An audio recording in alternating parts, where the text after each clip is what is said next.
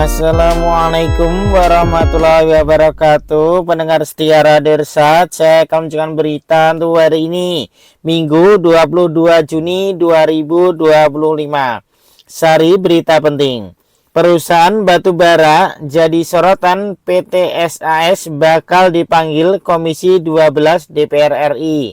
Berita kedua. Warga PTP Rimbo 2 tewas usai dituduh mencuri sawit. Warga dan keluarga beri keterangan berbeda.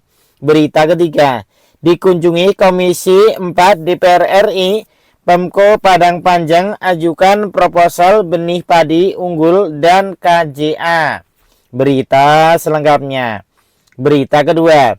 Peristiwa tragis yang diduga sebagai tindakan main hakim sendiri terjadi di Dusun Jati Makmur, RT 25, Desa Mekar Kencana, Unit 6, Kecamatan Rimbo Bujang, Kabupaten Tebo.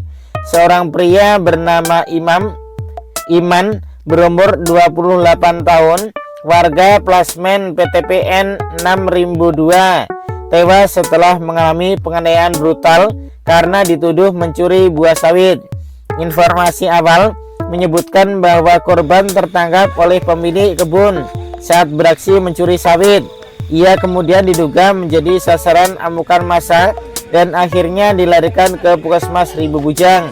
Namun nyawa korban tidak tertolong dan ia dinyatakan meninggal dunia saat mendapatkan perawatan.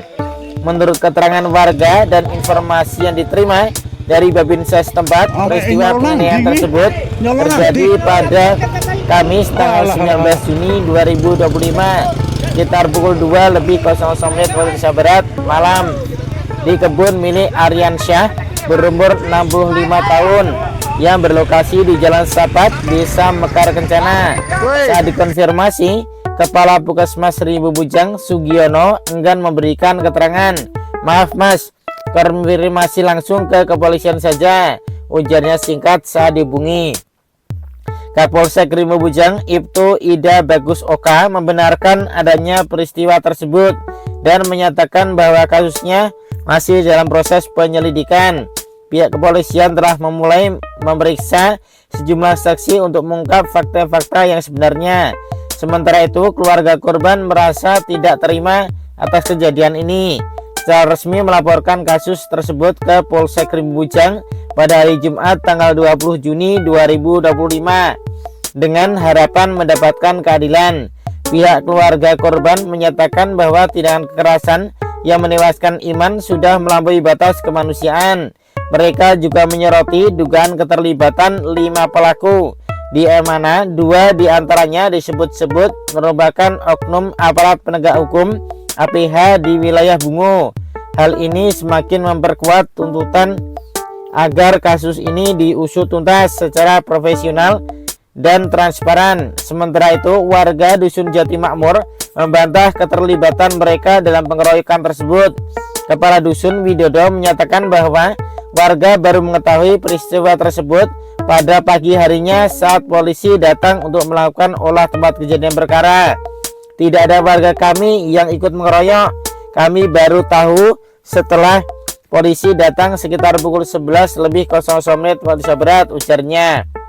Pernyataan ini juga telah dituangkan dalam surat bantahan resmi yang ditandatangani oleh warga, RT, Kadus, dan Kepala Desa.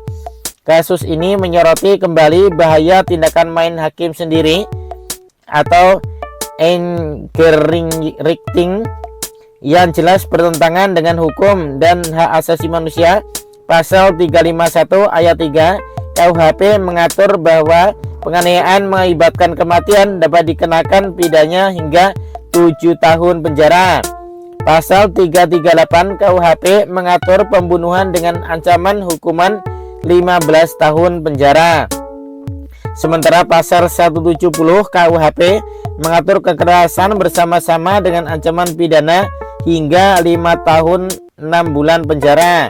Masyarakat kini menanti langkah tegas adil dari pihak kepolisian untuk menuntaskan kasus ini dan memberikan rasa keadilan kepada keluarga korban. Sumber berita Info Negeri Jambi. Demikian berita untuk hari ini. Terima kasih atas perhatian Anda. Wassalamualaikum warahmatullahi wabarakatuh.